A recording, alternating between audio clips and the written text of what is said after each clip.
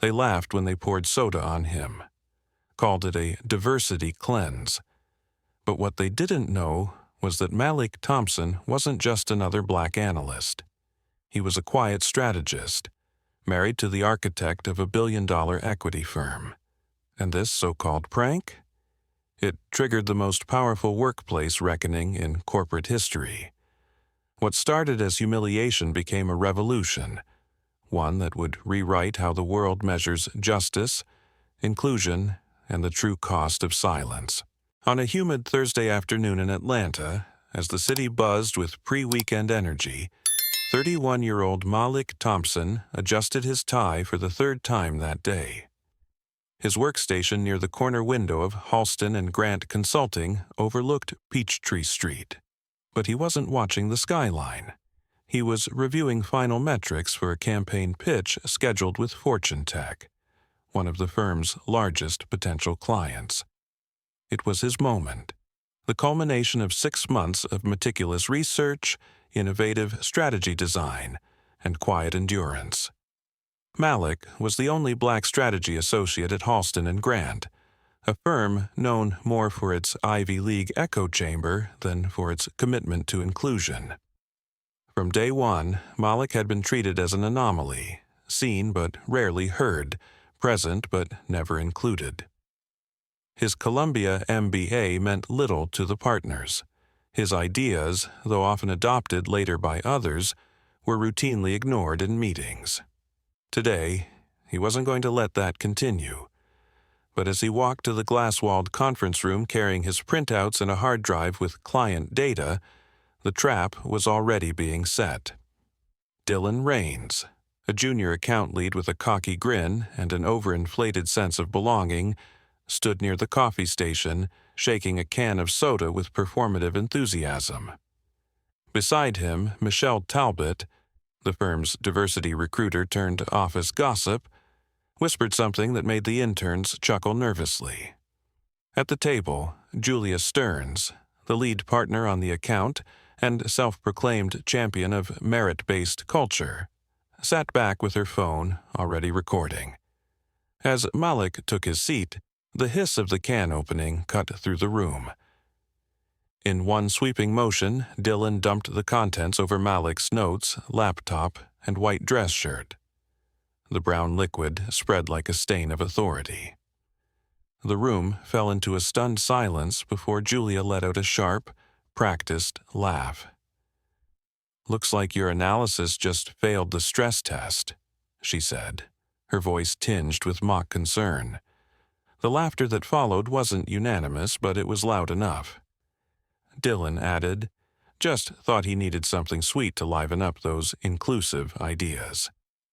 The air was thick with implication. Julia nodded toward the others. "We've got to be careful what we consider strategy these days. Hiring based on quotas tends to compromise results." Malik sat frozen, not out of shock, but calculation. His breathing steady, he wiped his shirt with a napkin and gathered the soaked documents without a word.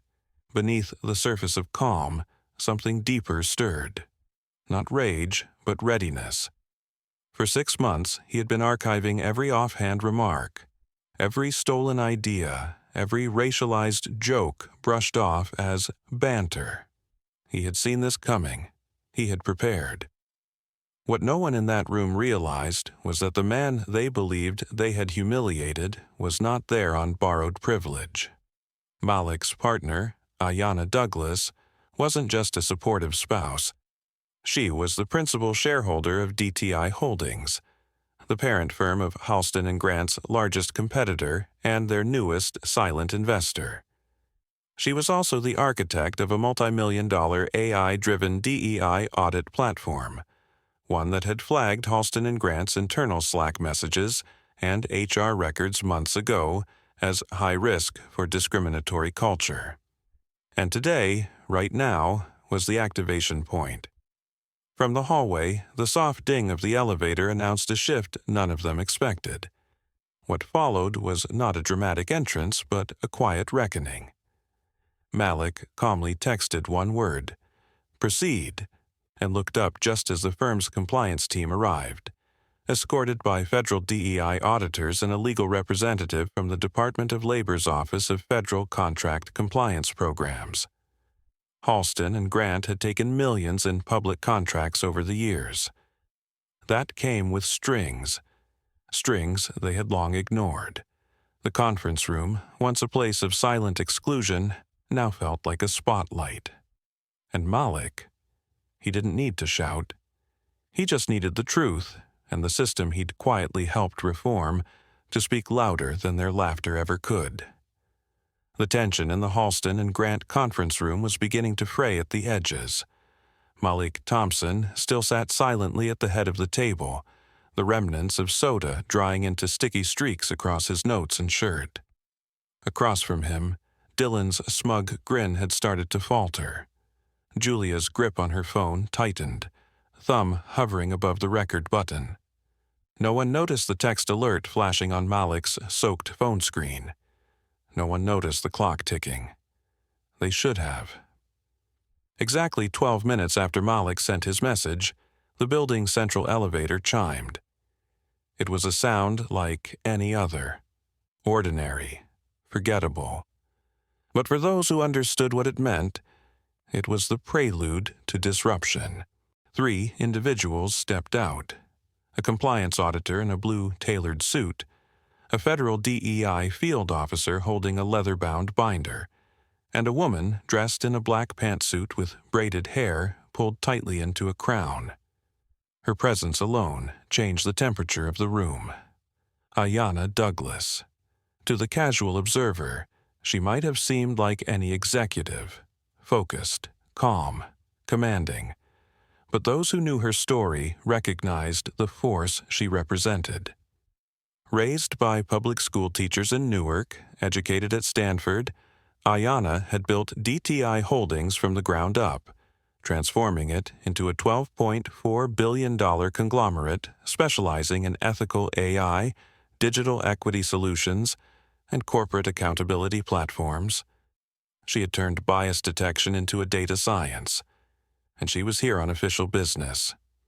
"Ms. Stearns," she said, calmly addressing Julia, "you've been flagged for noncompliance regarding federal DEI transparency protocols. As of this morning, your firm's eligibility for public sector contracts is suspended pending internal investigation." Julia stood, mouth open. "Excuse me, who are—" The compliance officer cut her off, presenting an official letter.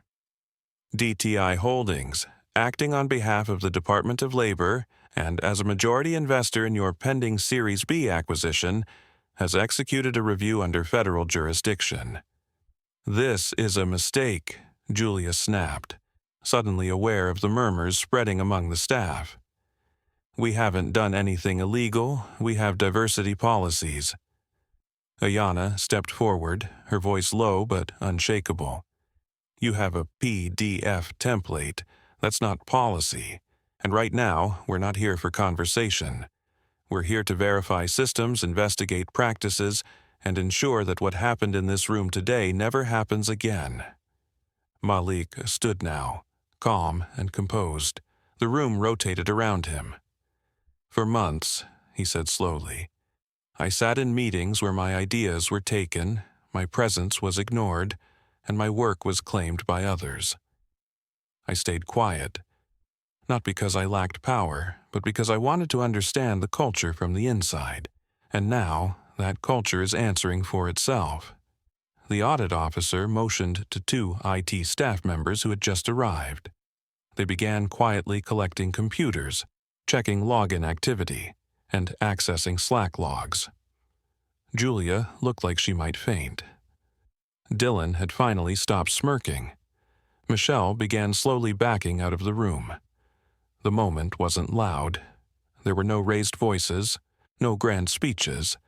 The power shift was quiet and procedural, just like the systems that had quietly marginalized Malik for months. But now, those same systems were being turned on the people who used them to maintain control. Then Ayanna made the final move.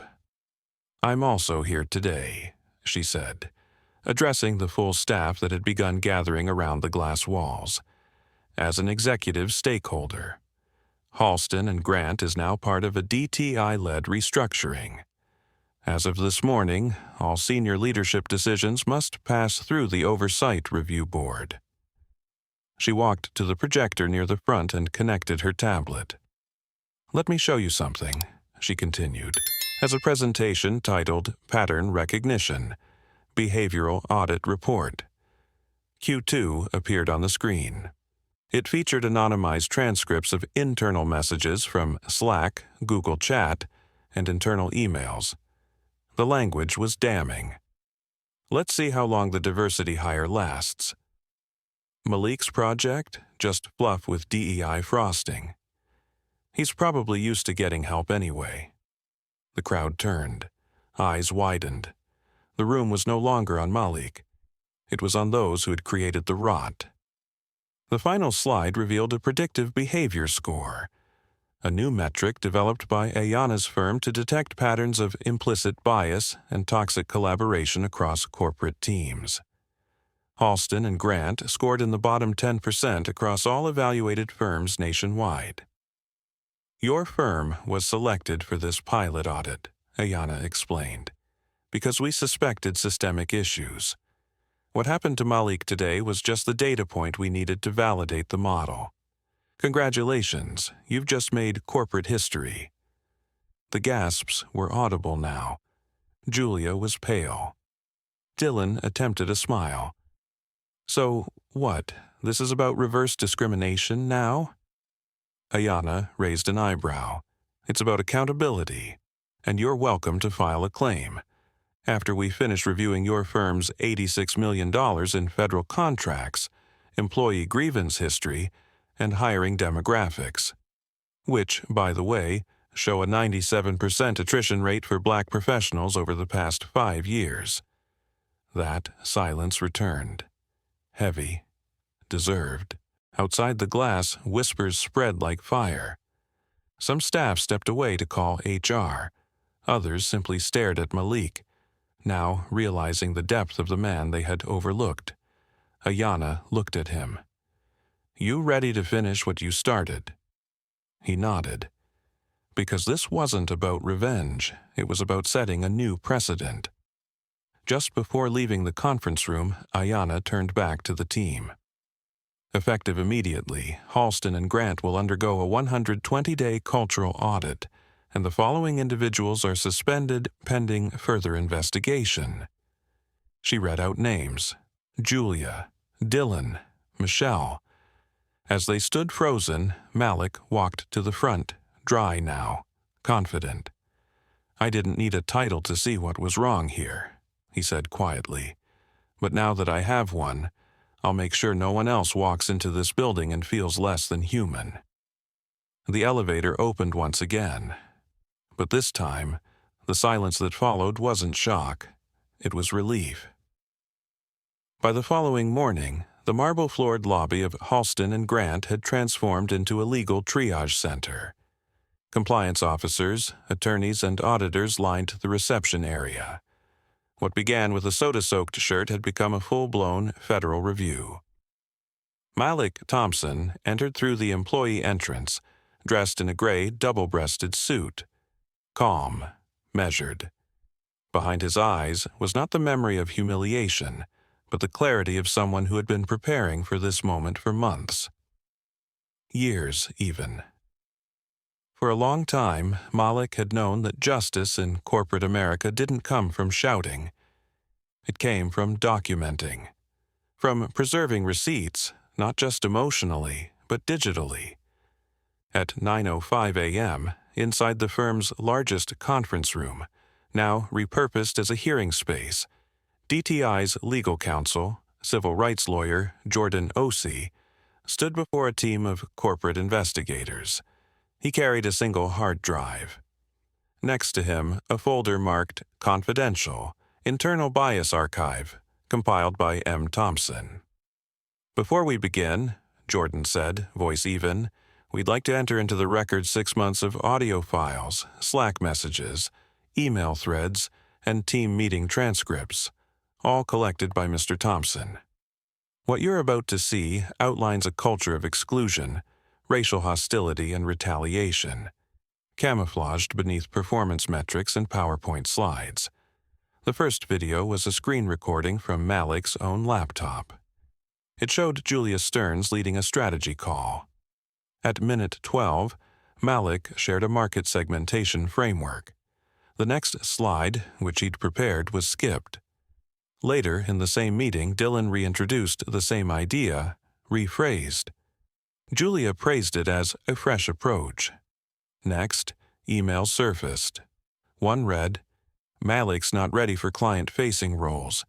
Let's put him on admin tasks until Q3." Another, forwarded from Michelle, joked about assigning Malik to handle office catering for Juneteenth. As these files played out across the screen, employees seated behind the panel began to shift in their chairs. Some lowered their eyes. Others exchanged uneasy glances. They were witnessing what many had sensed but never acknowledged. The truth was no longer whispered in break rooms or buried in HR inboxes. It was being spoken in the language corporations feared most: evidence. Jordan continued, displaying spreadsheets Malik had maintained. They tracked patterns of credit theft, meeting exclusions, and idea suppression.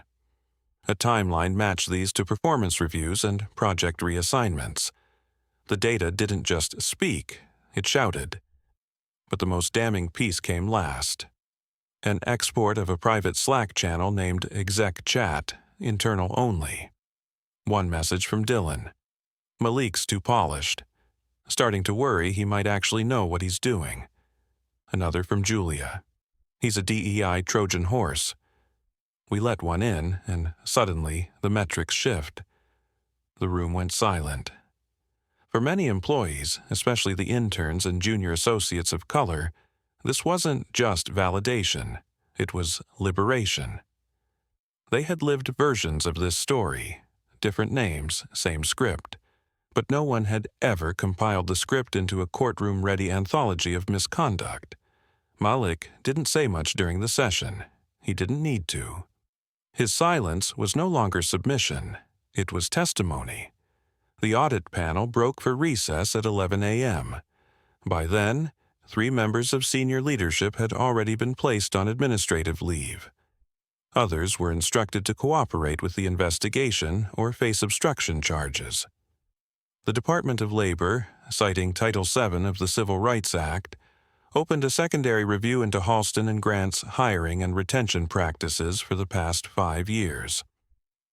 Later that afternoon, an emergency staff meeting was called. Not by leadership, but by Malik. Standing at the front of the firm's main auditorium, he addressed over 200 employees, many of whom had only known him as that analyst with the quiet demeanor. Now, they saw the architect of a movement that had begun from within. "I didn't record those meetings out of bitterness," Malik said. "I did it because I knew no one would believe me otherwise. Not because the evidence wasn't there, but because the culture wasn't built to hear people like me." He paused, letting the silence speak. This isn't just about 3 people. It's about the system they thrived in. A system that rewards silence, dismisses difference, and punishes dignity.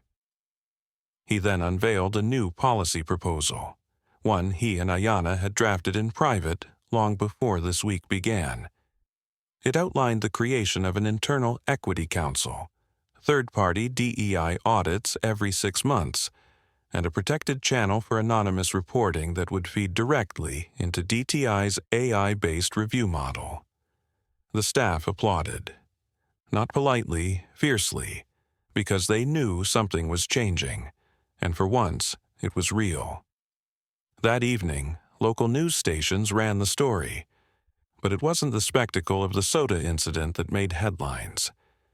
It was the data, the audit report, the swift federal intervention. Malik's name trended nationally, not as a victim, but as a reformer. The viral video clip showed him walking through the lobby as reporters tried to swarm. He said only one thing: You don't fight discrimination with anger. You fight it with facts. By Friday morning, HR departments across the country were quietly reviewing their documentation protocols. Several firms reached out to DTI Holdings, inquiring about licensing the AI audit tool Ayanna's company had pioneered. Even legal blogs began citing Thompson versus Halston and Grant as a model for digital documentation of workplace hostility. But for Malik, the real impact wasn't online. It was in the quiet emails he received from colleagues who'd previously avoided eye contact. One read, "I stayed silent when I saw what they did to you. I'm sorry. I'm ready to help now." By Monday, the ripple effect had reached the boardroom. Halston and Grant's executive committee, normally guarded and opaque, found itself summoned to a mandatory investor review hosted on a secure video platform. What was once an untouchable group of partners and stakeholders now sat beneath LED lights and legal oversight, facing the consequences of institutional neglect. At the center of it all, Ayanna Douglas and Malik Thompson were no longer outsiders. They were the architects of what came next. The meeting began not with pleasantries but with hard numbers. Following the internal audit, Ayanna began, "Your firm's behavioral compliance score ranked in the bottom 5% across all consulting firms evaluated in our latest federal partnership cohort. In practical terms, this means Halston and Grant is on the brink of being blacklisted from all federal contracts and subject to additional sanctions unless substantial reforms are enacted within 90 days. Across the screen, executives shifted uncomfortably. She continued, "But the real concern isn't the score. It's the culture that created it. You built a system where talent had to camouflage itself to survive. You rewarded silence and punished integrity. And now, it's your bottom line that will suffer." Malik, seated beside her, opened a document labeled Operational Risk Assessment, DEI Failure Impact Analysis. The report outlined the loss of over $62 million in active government contracts and nearly $19 million in pending private sector deals that had quietly dissolved over the weekend. Companies were distancing themselves from Halston and Grant. Some had issued statements. Others had quietly ended relationships without notice. "This isn't cancel culture," Malik said calmly. "This is accountability through market consequence." But the damage wasn't only external. Internally, over a dozen employees had come forward with corroborating accounts of discrimination, retaliation, and gatekeeping. Several had remained silent for years out of fear. Others said Malik's actions had given them courage. The firm's IT director, a Vietnamese-American woman named Lynn Dow, submitted a formal statement during the session. "In the 3 years I've worked here, not once was I asked to present in client meetings, despite leading multiple digital transformation projects. I watched as less experienced peers were promoted while I was labeled technical support. I stayed silent, but not anymore." Ayanna paused to let the words settle. This wasn't about Malik anymore. It was about everyone who had been silenced. "Effective immediately," she declared, "DTI Holdings is imposing the following conditions: the formation of an independent oversight council to monitor DEI compliance, the transition of 20% of executive authority to external advisory leadership, and the forfeiture of annual bonuses for all partners until measurable progress is verified." The silence in the digital room was deafening. "But we built this firm," one of the partners finally objected. "We've invested our lives in this business. We've made mistakes, but this is extreme." Ayanna didn't flinch. "You built it on exclusion. You ignored every warning sign. You protected the people who created this environment. This isn't punishment, it's structural redesign." Behind the enforcement stood real precedent. Just 2 months earlier, a similar case had unfolded at a logistics firm in Illinois, where systemic discrimination led to the loss of state-level transportation contracts. The result? A board overhaul, millions in compliance penalties, and a new wave of public interest in equitable business practices. Now, Halston and Grant was in the same spotlight. But Malik had something else in mind. He stood and clicked through to the final slide of the presentation. A title appeared on the screen: Project Clarity, Real-Time Bias Detection and Cultural Health Dashboard. Developed by Ayana's team at DTI, the tool used natural language processing and behavioral mapping to identify problematic trends in communications, performance reviews, and even collaboration patterns. While the technology had raised eyebrows in early testing, it was now being requested by firms across the country looking to avoid their own Halston moment. As part of the new agreement, Malik said, "Your firm will be the first to pilot Project Clarity under federal supervision. Every policy, promotion, decision, and internal communication will be audited in real time." "You want to turn our business into a surveillance state?" Another partner scoffed. "No," Malik replied. "We're building a workplace where no one has to second-guess whether they belong." The viral power of the moment wasn't just in the policies. It was in the reversal. Less than a week ago, Malik was the subject of ridicule. Now, he was leading the firm's transformation. A black strategist who had once been dismissed as a token was now redefining the framework for corporate equity. Across social media, hashtags like #Project Clarity, #Malik Effect, and #Culture Audit trended. Employees from other firms began anonymously sharing their own stories under the banner of workplace truth-telling. HR leaders held emergency meetings. Consulting firms published rushed blog posts reaffirming their DEI commitments. Meanwhile, at Halston and Grant, structural change began to materialize. One floor of the building was repurposed into the Center for Inclusive Innovation, led by Lynn Dow. Its mission, to serve as a live case study for ethical leadership, inclusive design, and technological accountability. Another wing was rebranded as the Thompson Equity Lab, an internal incubator for historically excluded voices in strategy development. For Malik, these were more than titles. They were tangible shifts. "This isn't just about me," he told a group of young interns during orientation. "It's about building ladders so you don't have to climb through broken ceilings." The real kicker came later that month. The Securities and Exchange Commission announced new recommendations for publicly traded companies to disclose annual equity impact data alongside financial reports, a move many attributed to mounting public pressure from cases like Malik's.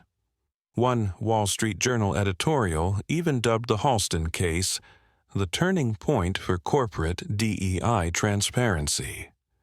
Of course, not everyone celebrated. Julia, Dylan, and Michelle, now officially terminated, launched a joint wrongful dismissal suit claiming reputational damage and workplace targeting. But the lawsuit never made it to court. The firm's attorneys settled quietly, attaching strict non-disclosure agreements and a public statement acknowledging long-standing internal culture issues. Ayana never spoke about them again.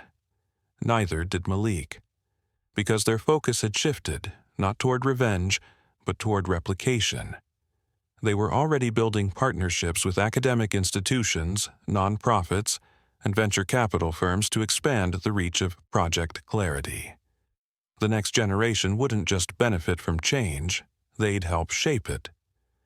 As Malik walked past the mural being painted near the lobby, an image of a ladder made of open doors, he paused.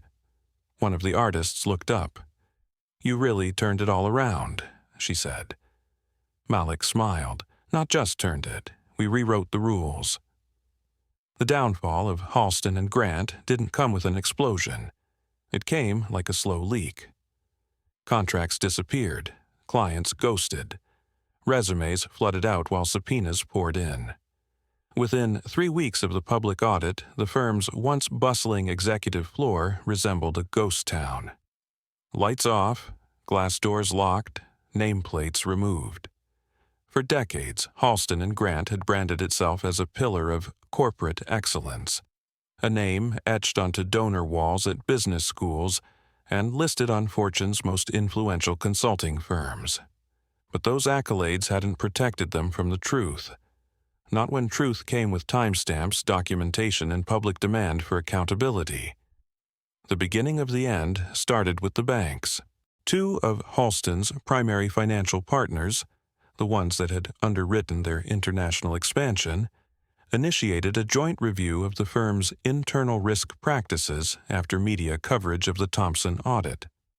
Within days, their revolving credit lines were frozen pending the results. By the following Monday, payroll delays had begun. Vendors stopped answering calls. By week 4, a notice of bankruptcy restructuring hit the federal records. But the collapse wasn't only economic, it was reputational. And in today's world, that's harder to recover from. On social media, screenshots from Slack messages continued to circulate. Anonymous employees leaked internal memos showing how leadership attempted to suppress early DEI training feedback. A resurfaced email from a year prior revealed that HR had dismissed 3 bias complaints without investigation, one of them filed by Lynn Dow. Her story, once ignored, was now being retweeted by senators and civil rights groups. In one particularly viral clip from a live-streamed corporate accountability panel, Malik was asked if he felt vindicated by the firm's downfall. He didn't smile. He didn't gloat. "I didn't come here to watch something collapse," he said. "I came to build something better from what they refused to repair." Still, there was no denying the poetic symmetry of what came next. In mid-November, the state of Georgia's Attorney General's office confirmed an investigation into Halston and Grant for violations related to public contract misrepresentation. Specifically, the firm had falsely certified diversity compliance on multiple bids. The potential penalties: restitution, permanent disqualification from future bids, and civil damages totaling millions. 3 of the firm's former senior partners, Julia Stearns, Dylan Raines, and Michelle Talbot, were named in the filing. Their faces, once pictured on glossy Meet Our Leaders web pages, were now featured in legal documents. Julia had attempted a media tour to clear her name, appearing on a niche podcast to declare she'd been unfairly targeted in a political witch hunt. The clip went viral for all the wrong reasons. The real crime, she said at one point, was that people couldn't take a joke anymore. The public's reaction was swift and merciless. In the comments section, users posted screenshots of Julia's Slack message calling Malik a statistical hire. They shared before and after clips, one of her publicly denying wrongdoing, and another of her applauding Dylan's soda stunt. This wasn't cancel culture. This was exposure. Meanwhile, Malik focused on something entirely different. The newly opened Thompson Equity Lab had begun welcoming its first cohort. 20 young professionals, Black, Latinx, Asian, and Indigenous, sat in a circle with laptops and binders, reviewing case studies of workplace bias and designing algorithmic responses to combat exclusion. It was more than a workshop. It was training for systemic disruption. And Malik was there for every session. He shared not just his story, but his strategies. How he learned to track behavioral patterns in project assignments. How silence can be both a survival tool and a weapon. How evidence, if preserved properly, becomes undeniable, even in a system designed to protect itself. One day, after a session on conflict de-escalation, a 22-year-old intern named Brielle pulled him aside. "I used to think we had to play nice. Smile, nod, stay quiet. But you showed me that being strategic isn't selling out, It's leveling up. Malik looked at her and nodded, because he saw himself, in her, in all of them. But perhaps the most personal form of justice came quietly. He received an email from a name he hadn't heard in years, a former professor from Columbia who once warned him not to be too militant in corporate spaces. The message read, "I owe you an apology. I taught you to adapt instead of lead. Thank you for proving me wrong." It was the kind of acknowledgement Malik had long stopped waiting for, but still appreciated. Even the city began to change. The Atlanta Chamber of Commerce adopted language inspired by Project Clarity into its partnership agreements. City contracts now required cultural health reporting, and the mayor's office began working with DTI Holdings to assess bias in municipal hiring. A mural went up in the city's Midtown district. It showed Malik walking into a building with shadows behind him, representing the past, and light ahead, casting doors wide open for others. But the full-circle moment came when Ayanna surprised Malik with news at dinner one night. "We secured the building," she said, handing him a key fob. "The old Halston and Grant headquarters. It's ours now." He stared at it for a long time. It wasn't revenge, it was reclamation. The building would be renamed the Equity Forge, a national hub for ethical leadership, AI innovation, and workplace justice. The same floors that once housed whispers of exclusion would now amplify voices too often dismissed.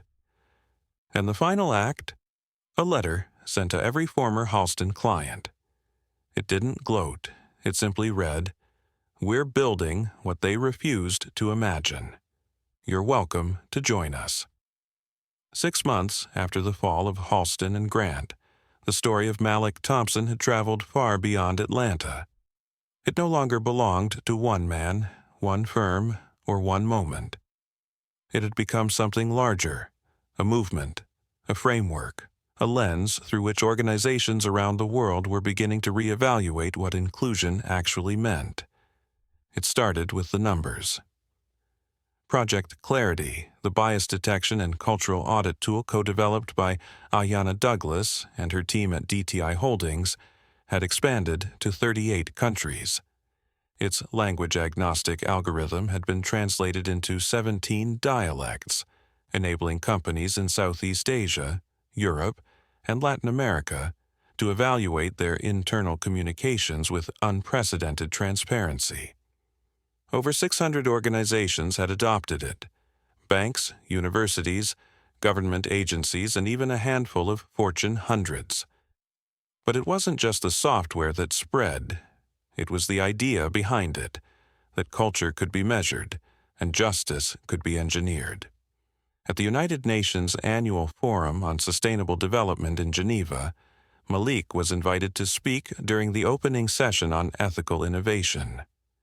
Dressed in a navy blue suit stitched with kente fabric lining, he walked to the podium not as a corporate whistleblower, but as an architect of the future of work.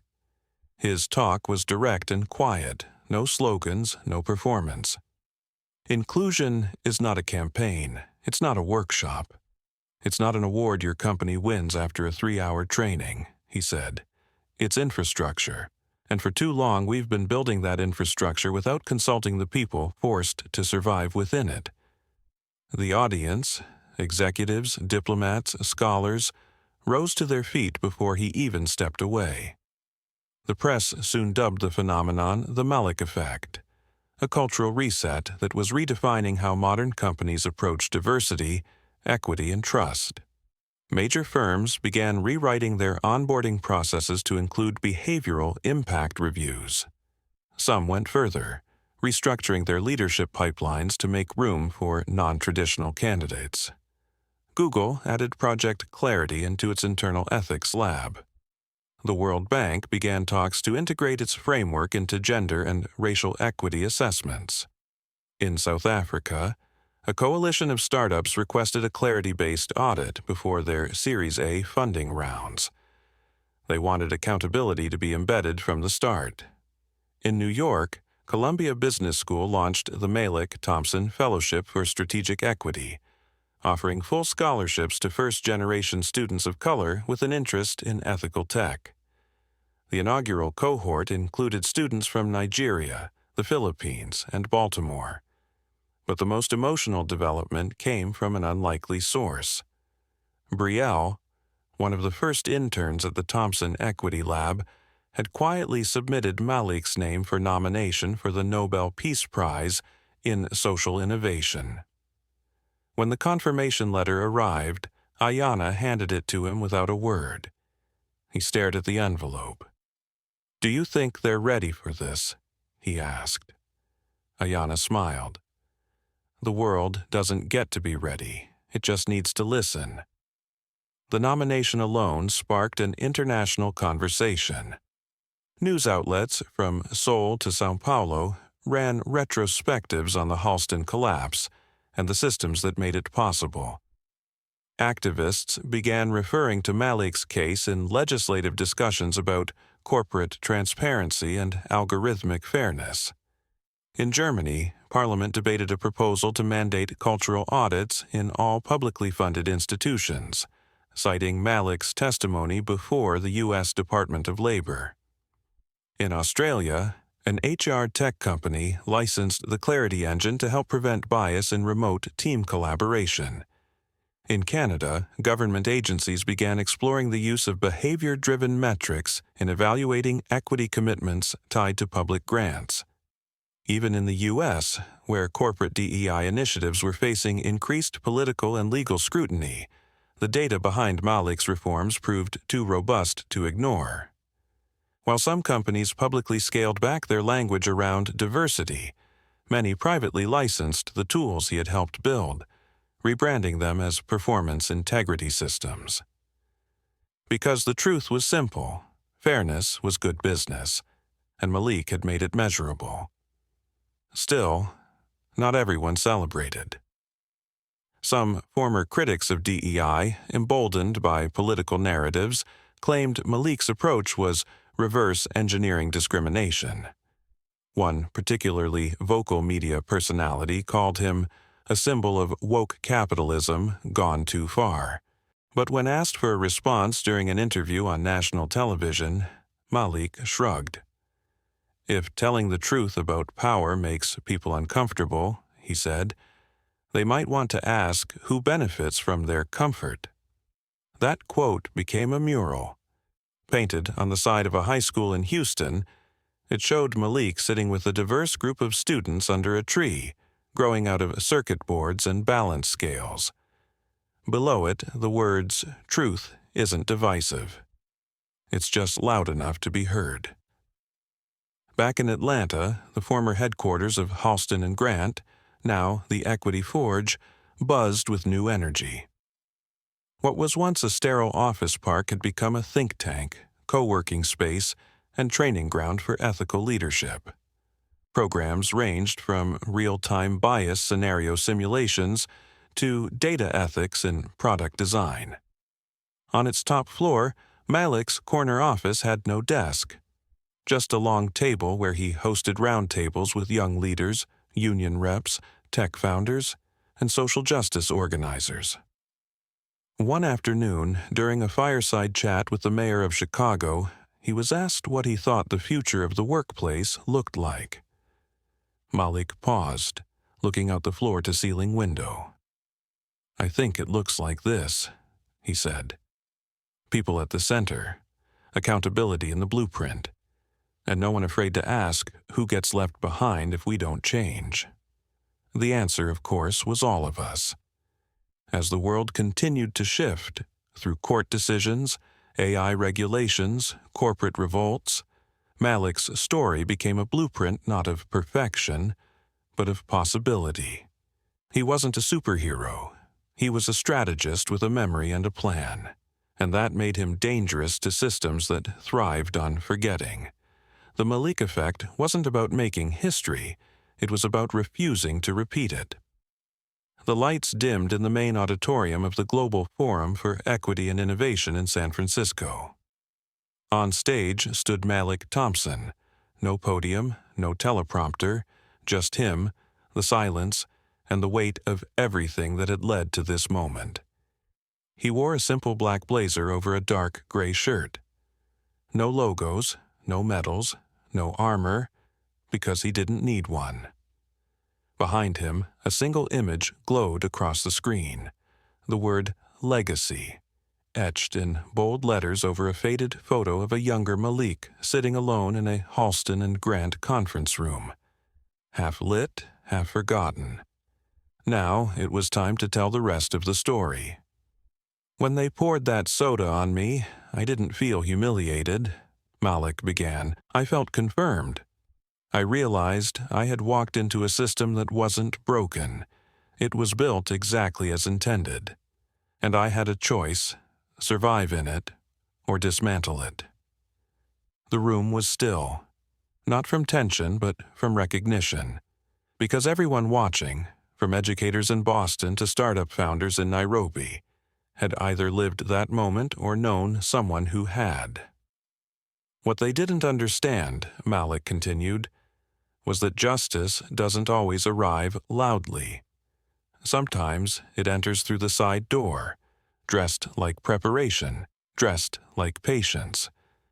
He paused, his voice even, measured. We talk about retaliation like it's a punch, a press release, a scandal. But retaliation isn't the point. Revolution is. And revolutions don't just take down what's wrong. They build what should have been there all along. This wasn't just rhetoric, it was strategy. Malik had spent the last year transforming a single act of cruelty into a blueprint for systemic change. And he did it without shouting, without revenge. He did it by building ladders instead of walls. He turned pain into product, bias into data, mockery into momentum. And that's what the world responded to. In the months following Halston and Grant's collapse, over 30,000 employees from across industries submitted anonymous testimonials to the Equity Forge portal. Stories of being sidelined, spoken over, laughed at. But for the first time, those stories weren't buried. They were coded, quantified, and transformed into reform pathways for companies serious about change. Malik didn't just build a tool, he built trust where institutions had failed. He created space for dignity to become measurable. He made ethics scalable. And yet, he never framed himself as a savior. This was never just about me, he told the audience. This was about what happens when systems meet resistance they can't exploit. I wasn't special, I was just the one who decided to stop shrinking. Behind him, the screen transitioned. Clips of young professionals at the Equity Forge appeared, collaborating, presenting, coding new algorithms for fairer hiring practices. One image stood still. A teenage girl from Oakland, her face lit by the glow of her laptop, eyes focused on a pitch deck she was preparing for a tech equity grant.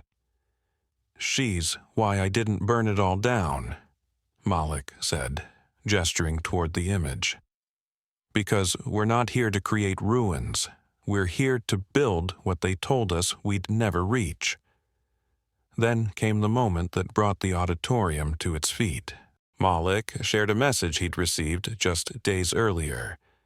It was from a 16-year-old student in Montgomery, Alabama.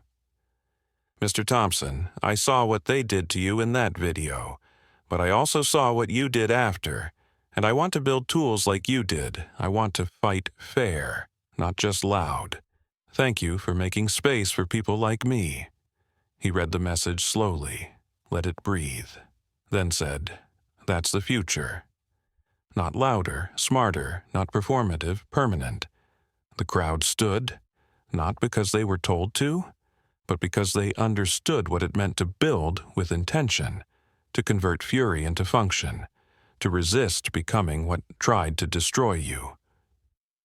In the final moments of the event, Ayanna joined Malik on stage. They didn't speak. They didn't need to. Their presence, two black leaders who had turned a moment of degradation into a global engine for justice, was the message.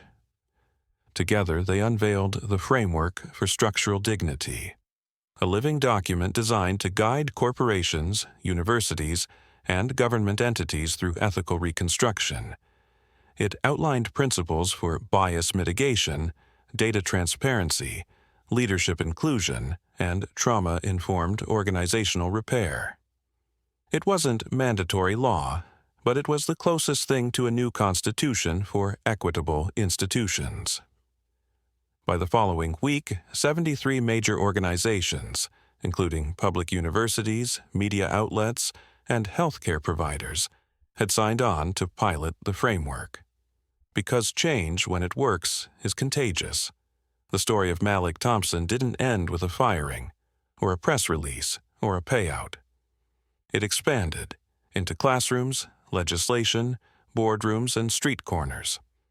It inspired documentaries, policy shifts, and entire graduate programs. But Malik kept his eyes on something smaller. Every week, he still met with new cohorts at the Forge, still sat in circles, still asked questions, still listened. Because legacy, to him, wasn't a platform, it was proximity. You don't need power to make a difference, he often told the new interns. You just need the receipts, the resolve, and the readiness to act when no one else will. The camera panned across the audience one last time. CEOs, educators, engineers, students. People who had once felt powerless. People who now saw themselves in the story, not because it was perfect, but because it was possible.